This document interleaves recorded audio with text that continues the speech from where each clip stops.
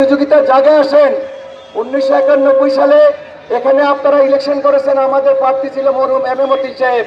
তিনি ওই সময় 68,000 ভোট পেয়ে পাশ করেছে, আর আপনারা ভোট পেয়েছিলেন 6,309 ভোট। 1996 সালে আবার মতিন সাহেব ইলেকশন করেছিল, পাল্লা মার্কায় মাহবুব ভাই ভোট পেয়েছিল 6,319 ভোট। 5 বছরে 10 ভোট বাড়ছে। আরে ভাই, ভদ্রতার একটা সীমা আছে। বিগত 15 সাল থেকে তো আপনাদেরকে রাস্তায় দেখি না, শহীদের কোনো আপনারা তালিকা দিচ্ছেন না। বাংলাদেশ জাতীয়তাবাদী দল পরিচ্ছন্নভাবে ঘোষণা করছে বাংলাদেশ জাতীয়তাবাদী দলের 450 জন নেতা শাহাদাত বরণ করেছে। সুতরাং আজকে 71 সালের পরাজিত শক্তি এবং আবার 2024 সালে জুলাই আগস্টের পরাজিত শক্তিরা এক হয়ে বাংলাদেশ জাতীয়তাবাদী দলের বিরুদ্ধে অনেক কুৎসা রটনা করে।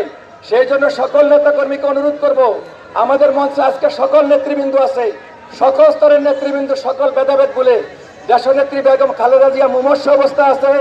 ওনাকে জীবনে আর একবার বাংলাদেশ জাতীয়তাবাদী দলকে ক্ষমতা যাওয়ার পথ সুগম করার জন্য নিজেদের মধ্যে আপনারা সকল ভেদাভেদ ভুলে যান।